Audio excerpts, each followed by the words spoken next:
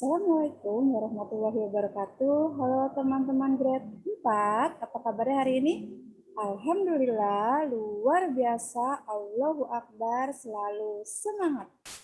Teman-teman, kembali lagi di video pembelajaran tematik bersama Miss Tina.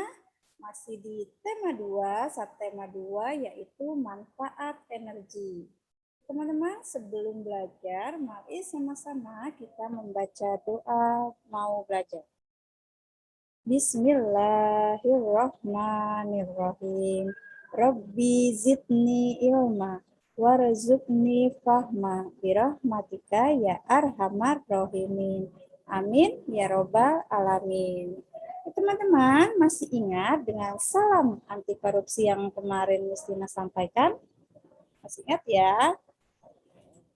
Salam anti korupsi. Berani, jujur, hebat. Hebat teman-teman dari grade 4. Teman-teman, hari ini langsung saja kita mau Mau belajar tentunya. Tetap semangat dan selalu semangat walaupun pembelajaran dari rumah. Oke teman-teman, hari ini kita akan mempelajari tentang manfaat sumber daya alam. Setelah minggu lalu di subtema 1 kita sudah belajar tentang pengertian dari sumber daya alam dan jenisnya. Sumber daya alam itu ada dua, ada yang dapat diperbaharui dan tidak dapat diperbaharui. Sumber daya alam itu sendiri adalah segala sesuatu yang berasal dari alam yang dapat digunakan untuk memenuhi kebutuhan manusia. Nah, di dalam pemanfaatan sumber daya alam itu dapat dilakukan di kegiatan pertanian, perkebunan, peternakan, perikanan, dan pertambangan. Nah, sumber daya alam itu yang dapat kita manfaatkan contohnya adalah tanah. Tanah dapat dimanfaatkan sebagai lahan pertanian atau perkebunan. Sungai dapat kita manfaatkan dengan mengambil ikannya. Laut dapat digunakan sebagai sarana olahraga air. Danau dapat sebagai tempat rekreasi dan matahari sebagai sumber energi. Nah, di dalam kegiatan itu pertanian. Contohnya sumber daya alamnya padi. Manfaat padi itu sebagai makanan pokok. Dan yang kedua ada jagung itu sama sebagai makanan pokok dan makanan ternak. Dan yang ketiga hasil pertanian kacang kedelai itu sebagai bahan baku untuk pembuatan tahu dan tempe atau untuk membuat kecap dan susu kedelai. Nah, dari kegiatan perkebunan, sumber daya alam yang dapat kita manfaatkan yaitu kelapa sawit. Kelapa sawit dapat digunakan untuk bahan baku minyak goreng dan margarin. Karet sebagai untuk pembuat ban, kina untuk obat malaria. Dan kegiatan yang berikutnya yaitu peternakan. Peternakan itu ada daging sapi dan kambing.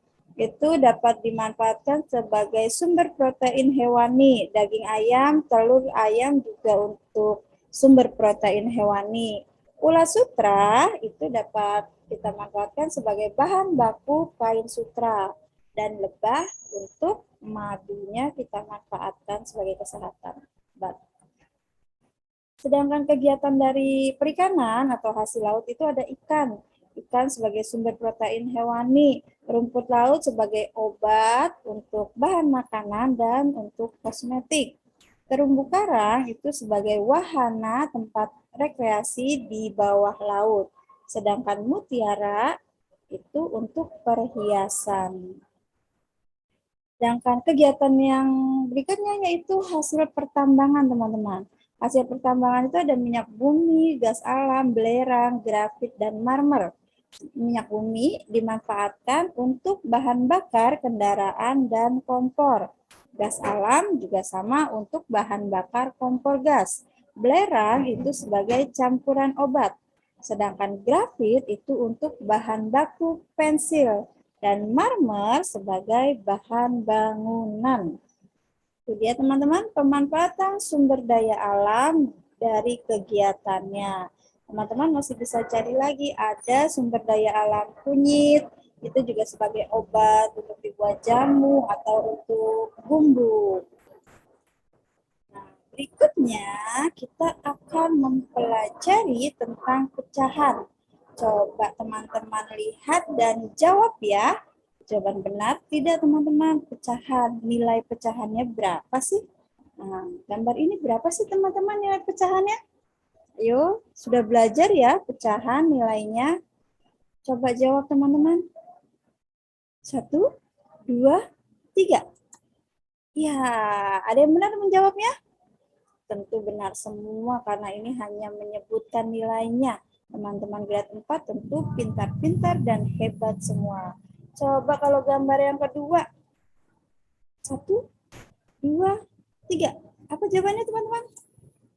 Iya, betul sekali. Jawabannya adalah 2/6 untuk gambar pecahan yang kedua. Sedangkan pecahan yang ketiga, ada yang tahu? Iya, 2/8. Benar nih. Teman-teman grade 4 hebat-hebat. Benar semua ya jawabannya untuk menjawab pertanyaan dari Miss Tina, yaitu menyebutkan nilai pecahan berdasarkan gambar.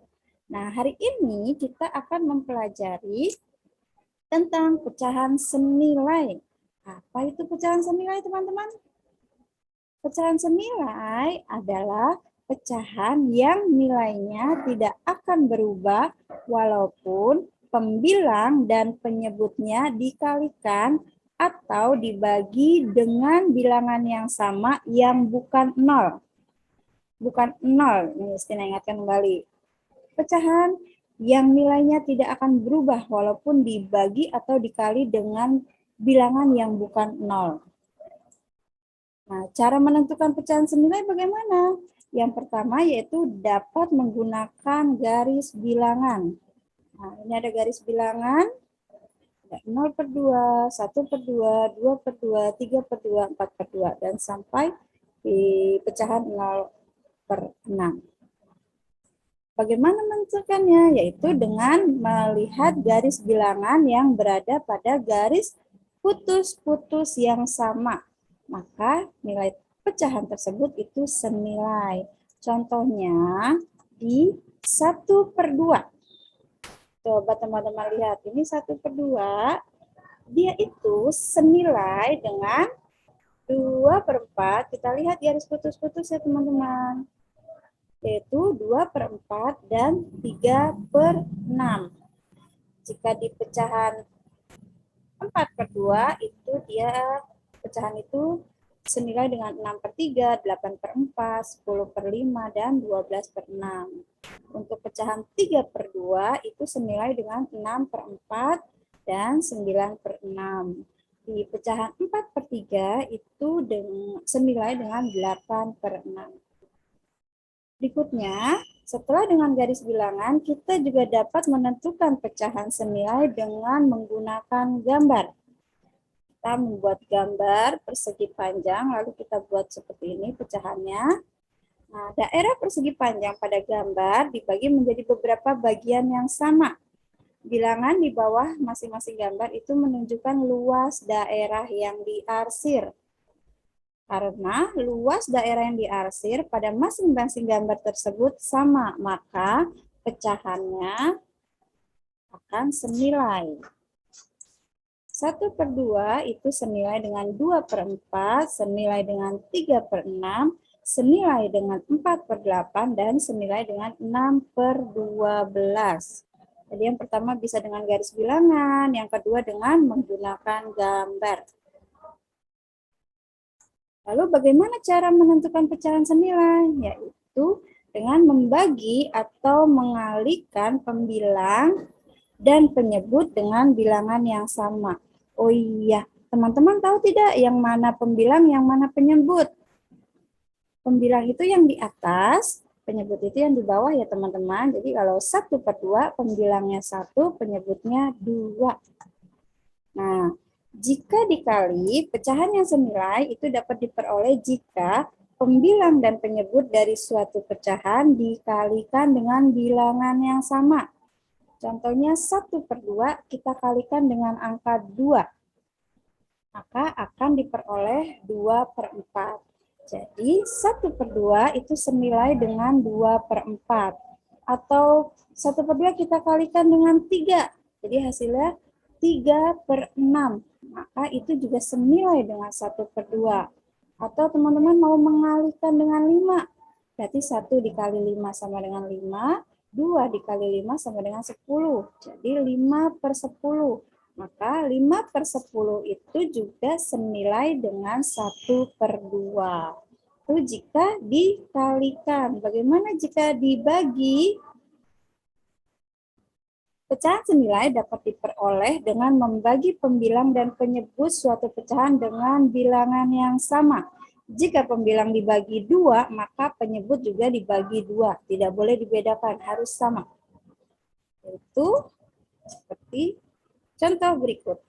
2/4 kita bagi dengan 2. 2 dibagi 2, 1.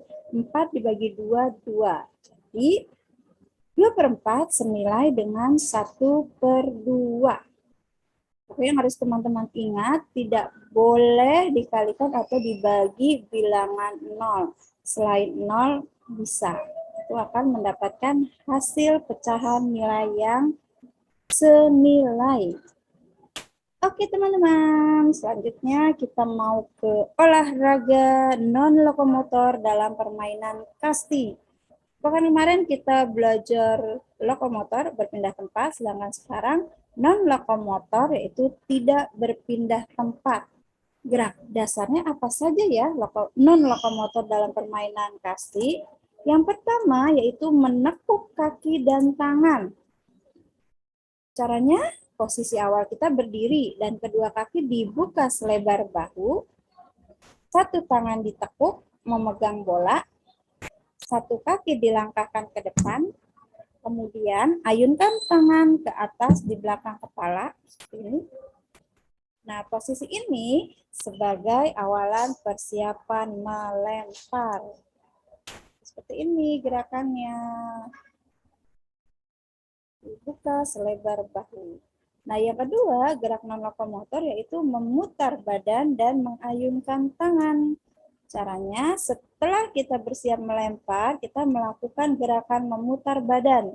Kaki kanan dilangkahkan ke depan dan diikuti ayunkan tangan ke atas di depan kepala. Nah, seperti ini ya teman-teman. Jadi bersiap, kita putar badan kita. Nah, itu gerakan non-lokomotor yang kedua. Dan yang ketiga yaitu menekuk dan mengayunkan tangan. Caranya, lakukan gerakan menekuk dan mengayunkan tangan, satu kaki dilangkahkan ke depan. Lengan kanan ditekuk ke atas, bersiap melempar.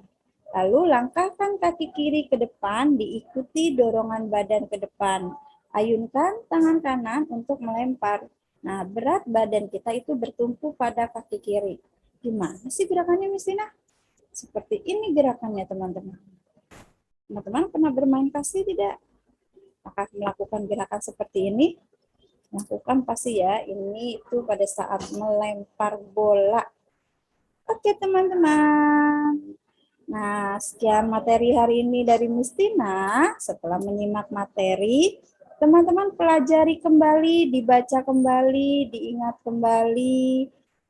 Setelah dibaca, dipelajari kembali, jika ada yang tidak dimengerti, teman-teman bisa WA Miss Tina menanyakan, Miss, aku ada yang belum mengerti, yang ini gimana caranya. Nah, teman-teman boleh WA Miss Tina. Setelah teman-teman menyimak, setelah membaca kembali, silakan teman-teman mengerjakan halaman 57 dan 66. Yang 57 teman-teman mencari sumber daya alam, manfaatnya, dan tempat dipasarkannya. Dan yang halaman 66 teman-teman mencari pecahan senilai. Dibaca perintahnya baik-baik. Jika sudah tahu, dikerjakan, dan difoto, dikirim ke Miss Tina. Oke teman-teman. Alhamdulillahirrabbilalamin, materi kita hari ini telah selesai. Semoga teman-teman paham dengan cara belajar kembali. Setelah menyimak, dipelajari kembali, dibaca kembali. Terima kasih sudah menyimak video pembelajaran untuk hari ini. Akhir kata Mistina ucapkan, wabillahi taufiq wal hidayah. Wassalamualaikum warahmatullahi wabarakatuh. Selalu semangat.